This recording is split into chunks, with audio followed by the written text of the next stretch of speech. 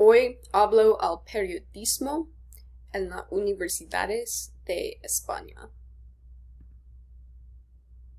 La Universidad CEU San Pablo está en Madrid. Para graduar la universidad necesita 240 créditos a completar el programa de periodismo. Estudiantes completan el programa en 4 años. Estudiantes toman las clases de escritura, la radio, la televisión y video y la fotografía. También necesita completar una pasantía para graduar.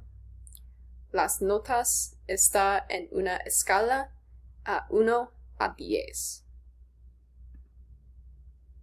La Universidad de San Jorge está en Zaragoza.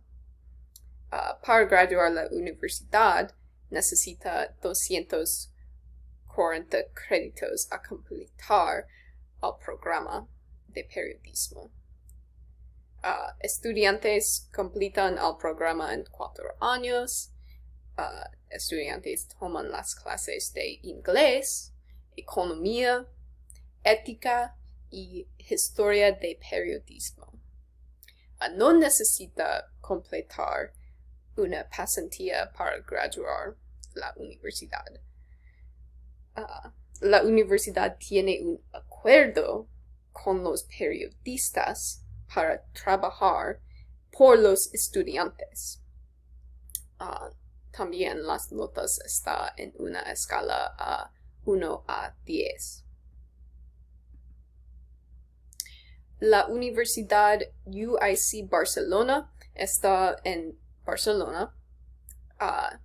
Necesita 240 créditos a completar el programa periodismo. Estudiantes completan el programa en 4 años. Estudiantes toman las clases de inglés, éticas de periodismo, sociología, la historia de español y la producción de televisión. Necesita completar una pasantía para graduar. La universidad tiene la opción a enseñar las clases en catalán porque está en la región de Cataluña. Las notas están en una escala a 1 a 10 también. La Universidad de Valencia está en Valencia. Para graduar necesita 240 créditos a completar el programa de periodismo. Estudiantes completan el programa en 4 años.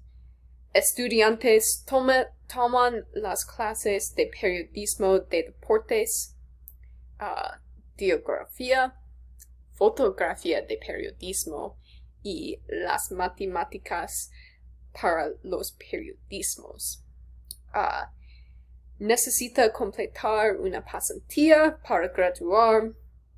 La universidad tiene un proyecto final para los estudiantes y necesita completar en el año final para graduar.